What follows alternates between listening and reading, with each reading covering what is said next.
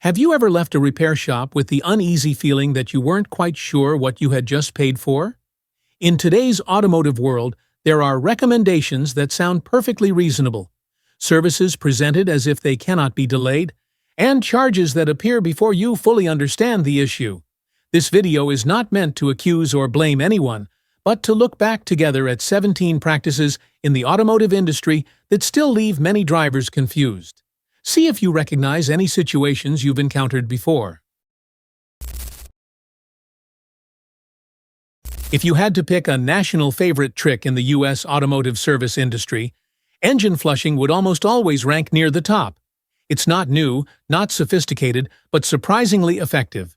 Industry observations suggest that roughly 7 out of 10 engine flush recommendations are made not because the engine truly needs it, but because of sales targets. And few places have mastered this better than quick lube chains. They don't sell engine flushes because your car is in danger. They sell them because this is one of the most profitable, fastest, and easiest services to sell. The script is so familiar that if you've had your oil changed a few times, you can almost predict every line. The staff will show you the old oil. It's dark, thick-looking, and unpleasant. Then they label it dirty, sludged, or contaminated. Right after that comes the decisive line, usually delivered in a very serious tone. If you don't flush the engine right now, it could deteriorate very quickly. It sounds frightening, and that's exactly the point. What's interesting is that this fear is built on something completely normal. Used oil naturally turns darker over time. But from a normal condition, the story is quickly pushed into the idea of a hidden threat. Here's a fun fact. Most modern engines do not need an engine flush. Today's motor oils are designed with detergents and dispersant additives that continuously clean the engine. If you change your oil on schedule and use the correct type, that cleaning process is already happening throughout the engine's entire service life. You don't have to replace your cabin air filter every time you change the engine air filter. These two parts operate differently, endure different conditions, and wear at completely different rates. Yet, in many oil change visits, numerous service shops quietly bundle both into the invoice. No prior ask, no explanation. They simply assume you'll pay because it sounds reasonable. The truth is, there's nothing urgent about the cabin air filter. Its job is only to trap dust, pollen, and debris from the air before it enters the cabin. Unless the filter is completely clogged with dirt and debris, your car will keep running, it won't suffocate, and no mechanical damage will occur. For drivers in dusty areas, checking the cabin air filter more frequently makes sense. But for most users, if you remove and inspect it yourself, you'll find it's still in good condition. If it's just lightly dusty, you can simply tap it clean, reinstall it, and continue using it. This is a trick dealers particularly love, especially when you're buying a new car. You're told that the transmission fluid, coolant, or differential oil is lifetime, meaning it never needs replacing. Sounds perfect, right? One less worry, less maintenance, and it feels like this car almost doesn't need any care at all. The truth is, no fluid lasts forever. Under high temperatures, friction, and oxidation, transmission or differential fluids also age, just like engine oil. By around 60,000 to 80,000 miles, many so-called lifetime fluids have lost much of their original protective ability, even if there are no visible signs. The danger is that damage doesn't appear immediately. It accumulates quietly and only becomes noticeable when shifting is no longer smooth, or worse, when repair costs reach several $1,000s. Car manufacturers promote this concept to make maintenance costs appear lower on paper. Dealers repeat the message to close deals more easily. But if you ask any old-school mechanic, the answer is simple: no fluid is truly lifetime. This trick usually starts the moment the tire pressure warning light comes on in your dashboard. You see the light, feel uneasy, and drive to the nearest shop. Many times, even before checking the tires, the conclusion is already made. The TPMS sensor is broken. It needs replacement. Because that light is staring at you every time you start the car, the natural reaction is to believe them. But in reality, TPMS sensors rarely fail suddenly overnight. In most cases, the cause is something simple: the sensor battery slowly dying. moisture or corrosion around the valve, or simply low tire pressure. A trustworthy mechanic will check the pressure of each tire, inspect the valve, test the sensor battery, and consider related factors before recommending a replacement. Less transparent shops skip all that and go straight to the most expensive solution, charging you hundreds for a part that may not need replacing. Sometimes the TPMS light comes on just because the tires were recently rotated or due to cold morning temperatures temporarily lowering pressure. These signals can disappear after inflating the tires or driving for a while, but customers are rarely informed. So before agreeing to any repair, check your tire pressure yourself. It's something you can do in just a few minutes.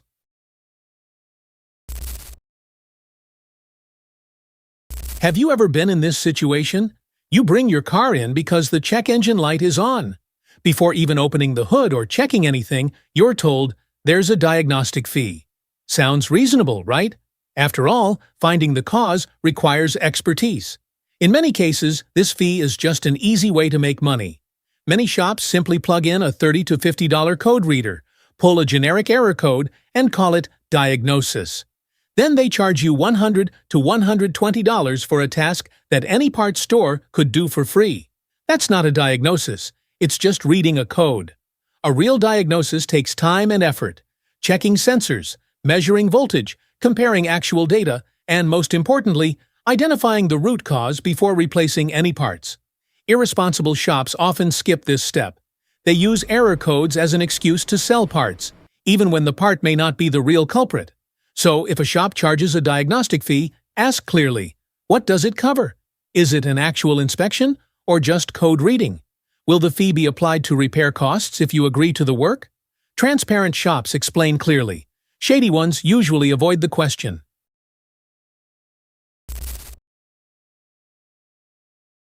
You only stop by the shop for an oil change, yet a technician comes over holding a test strip in the brake fluid and says seriously, fail. You need to flush and replace the brake fluid immediately. The way they say it makes you feel like the braking system could fail at any moment. That sense of urgency is exactly what convinces many people to agree. But the truth is different. Darkened brake fluid over time is completely normal, and color is not an accurate measure of fluid quality. Most cars can operate safely for 2 to 3 years, or even longer, before needing a brake fluid change, depending on usage and environment. What those test strips usually show is just the moisture level, which is inevitable since brake fluid naturally absorbs water. And the simple strips many shops use? They're designed to sell a service, not provide an accurate technical assessment. If you want a proper check, use an electronic brake fluid moisture tester. It's a compact, inexpensive device, easy to buy, and gives clear results in seconds. As long as the moisture content is below 3%, the brake fluid is within the safe range and there's no need to flush or replace it.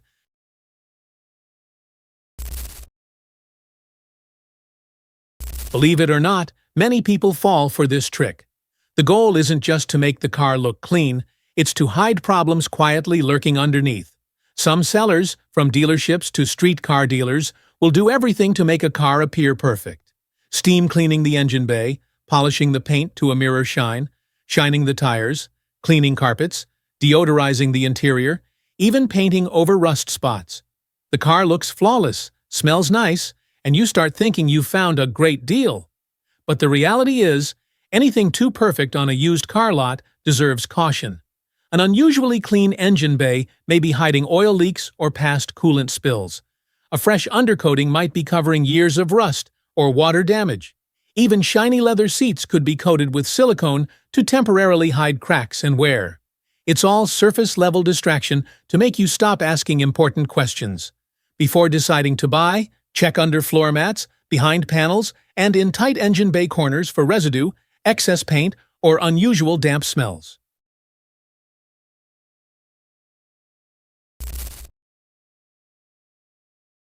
This trick targets buyers using financing to purchase a car. Everything seems smooth. You sign the papers, get the keys, drive off the lot, thinking the deal is done. Then, a few days later, a call comes in. There's a problem with your loan. Your financial application hasn't been approved. You need to return and sign a new contract, or the deal will be canceled.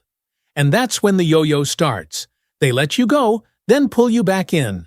By now, you're already used to the car, driving it to work, taking the family around, arranging your life around it. Returning the car suddenly feels psychologically difficult. Dealers know this well.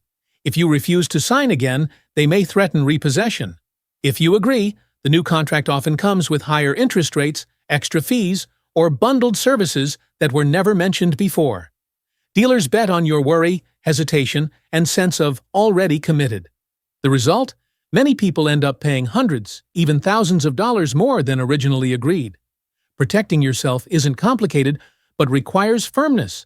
Don't sign or take the car home until the loan is fully approved in writing, with clear terms that exactly match what was promised at the dealership. Request the official loan contract from the bank or financial institution, not just the salesperson's word.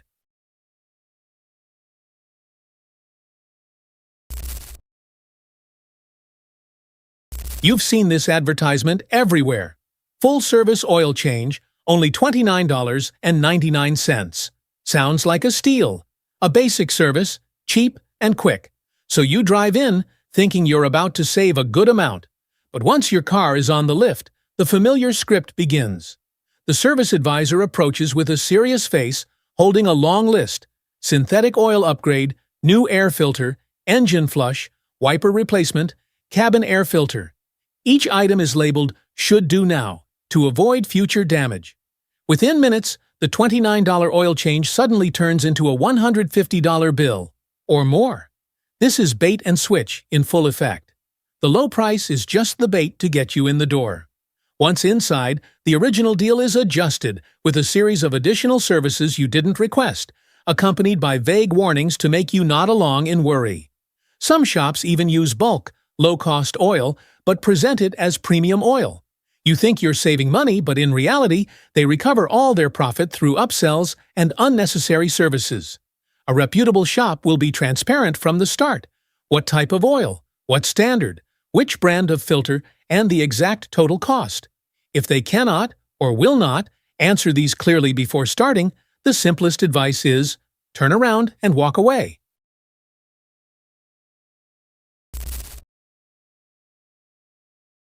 It's true that some dealerships perform serious inspections, but many others offer so-called certifications that are just checklists for show. They glance at the tires, wipe the engine bay, start the car to make sure it runs, and that's it. No compression tests, no in-depth electrical checks, no detailed inspection of parts that might only show issues months later. It all revolves around one word: certified. That word is enough to raise the sale price, lower your guard, and make the transaction smoother. You might even get a nicely printed folder with a long list that looks professional. But often, it's just for decoration. A proper inspection should tell you who performed it, what training they have, what exactly was checked, and how it was checked. Was it a manufacturer-certified technician, or just an in-house dealership employee? If they dodge your questions, give vague answers, or only emphasize the standard dealership process. Remember, no matter how many certified labels it has, it's still just a used car with a sticker. Resetting the check engine light is not uncommon in less reputable garages. They clear error codes to make the car look healthy. Some reset the light right before handing the car to you. Others plug in a cheap scanner, see a general code, replace a cheap part, or nothing at all, then clear the code and say, "All done." Meanwhile, the real problem is still there, just temporarily silent. For service customers, this trick is simple. Treat the symptom, not the cause. The light goes off, the invoice is printed, and you drive away thinking everything is fine. 2 or 3 days later, the light comes back, and you return to the shop again. For used car buyers, the scheme is even more sophisticated. Sellers reset the light before showing you the car so the dashboard looks clean. Some even use devices that hide intermittent faults, so test drives seem normal. But after a few driving cycles, the truth begins to emerge. Detecting this isn't too difficult if you know what to look for. Request a detailed repair report, including freeze frame data and pending error codes. A proper scan should show both current and historical errors, not just what's lit on the dashboard. If the light was recently cleared, the report will show a recent MIL cleared event.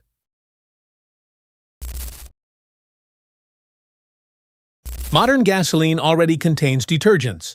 Top-tier fuels from major brands can continuously clean fuel injectors and intake valves every time you fill up. If you haven't been using cheap, no-name gas for years, there's almost no carbon buildup worth worrying about. Yet service shops love to talk about carbon deposits.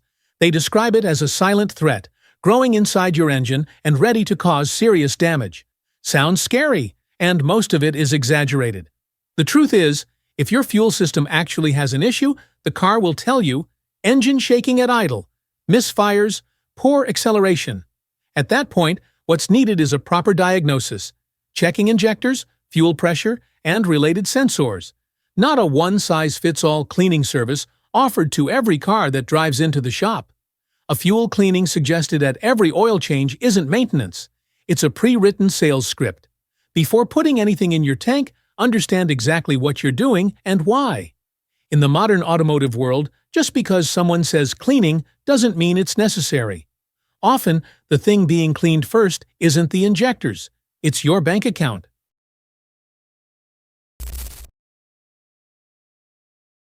The battery is one of the few car components where, when it truly fails, you don't need anyone to explain it to you. You'll notice it clearly. Slow engine crank, dim headlights, clicking noises before the engine starts, even flickering dashboard lights like a cheap horror movie. These are familiar signs that the battery is near the end of its life. Under normal use, a genuine battery, especially an OEM battery, can last 5 to 7 years. Yet for many service shops, it's a goldmine. They'll tell you the battery is weak, dying, or unable to hold charge, just to sell you a new one. The scam is often systematic. The car is hooked to a tester. The technician looks at the screen, shakes their head with concern. More sophisticatedly, they might measure voltage after a short drive or after extended idling, then act surprised at a slight drop. But temporary low voltage does not mean the battery is bad. Batteries can dip if the car hasn't been driven much, if it has had many short starts, or has been sitting unused. Some used car sellers take it further. They install a cheap battery so the car starts for a test drive, then swap in a weaker battery before delivery, as long as it still starts a few times. By the time the problem shows, you've signed the papers and taken the keys. To protect yourself, keep a handheld voltmeter. A healthy battery should read about 12.6 volts when the car is off. Check the manufacture date printed on the battery. If it's under 3 years old, it's most likely still good. For extra certainty, take the car to a reputable parts store. Many offer free testing without pressuring you to buy something you don't need.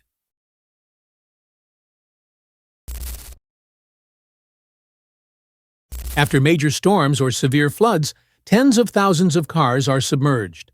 On paper, many of these vehicles are classified as total losses. They should be dismantled or removed from the market entirely. In reality, that doesn't always happen. Many flood-damaged cars are bought cheaply and quietly, revived. Carpets are cleaned, seats refurbished, engine bays polished, musty smells masked with interior fragrances, and a fresh wax coat makes the car look like it never went through any disaster. For inexperienced buyers, it might seem like a bargain. For scammers, it's a quick profit opportunity. Even more dangerously, some cars are re-registered across different states to erase their history, a practice called title washing. When flood damage or salvage status no longer shows on records, the car returns to the market as a seemingly normal used vehicle. But water always leaves traces. It seeps into wiring, sensors, and control modules, causing internal corrosion, something invisible to the naked eye. Weeks or months later, problems appear. Flickering warning lights, random error messages, irregular transmission behavior, electrical systems acting illogically. Repair costs can far exceed the car's actual value. Watch for these signs: a musty smell, or conversely, an unusually fresh scent, rust on seat bolts, carpet edges, under the dashboard, or in the trunk. These small details often reveal that the car was once flood damaged.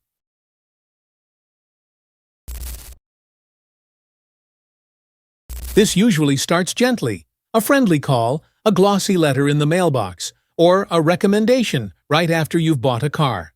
The message is always the same: your manufacturer's warranty is about to expire, and if you don't buy an extended warranty now, you could face thousands in future repairs.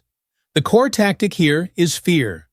Phrases like urgent, final notice, and coverage expiring soon are repeated to pressure you into deciding immediately lest you miss something critical. Salespeople reassure you that the plan is comprehensive, but when you actually need it, the story takes a different turn. In the fine print, few read, everything changes. Engine failure? Excluded as normal wear and tear. Transmission issues? Considered a pre-existing condition? Electrical faults? Not covered. Then you realize what you bought isn't peace of mind. It's a cleverly written set of disclaimers. If you truly want an extended warranty, buy directly from the car manufacturer, not from a random call or an unknown company. Read the terms carefully, paying attention to phrases like "only listed items are covered" or "exclusions." That's where the hidden risks lie. Most importantly, never decide on the spot. Scammers rely on fear and pressure, not the actual value of what they're selling.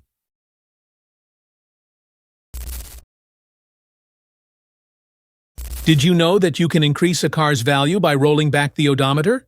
But remember, while the numbers on the dashboard can be changed, wear and tear cannot.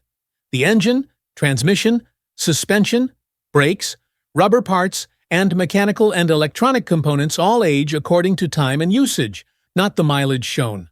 A car with a rolled-back odometer might look young on paper, but inside it's as worn as its true age. Detecting this trick isn't always easy. Buyers need to cross-check multiple indicators: maintenance history, repair invoices, pedal wear, steering wheel condition, driver's seat, and buttons. A car with low mileage but a shiny steering wheel, sagging seat, and worn pedals is highly suspicious. Vehicle history reports help too, especially when mileage records at different dates don't align. Odometer fraud is illegal, but the law doesn't always act fast enough to stop dishonest sellers.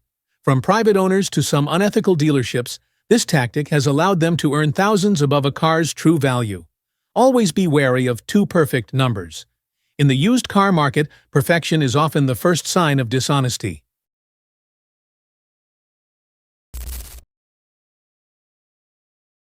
You bring your car to a shop for a seemingly minor issue. Within minutes, the mechanic looks serious and starts naming expensive-sounding parts: transmission, engine sensors, catalytic converter. The quote that follows often runs into hundreds or even thousands of dollars. You panic, nod in agreement, pay, and just a week later, the original issue returns as if nothing was fixed. That's how this scam works. Some shops exaggerate minor issues into major problems. Others deliberately misdiagnose, or worse, invent problems that don't exist.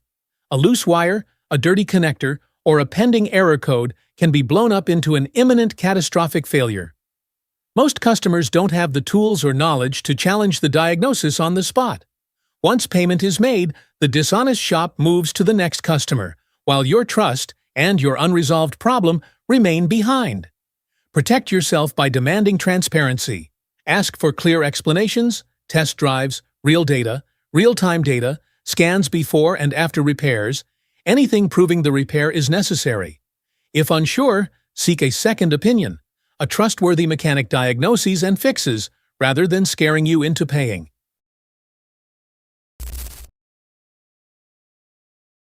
Looking back at these 17 automotive scams, it's clear they thrive not on high-tech tricks, but on drivers' anxiety and lack of information. Not every shop is dishonest, but a single rushed decision can cost you dearly. Knowledge empowers you to ask the right questions at the right time. If you've encountered similar situations, share them below. And if you know other scams not on our list, leave a comment so we can discuss and stay alert together. Finally, this video is for educational purposes only, based on public sources, vehicle manuals, and automotive research, not to promote any brand. Always verify information, follow your vehicle's guidelines, and make maintenance decisions with care. Thanks for watching, and I'll see you in the next video.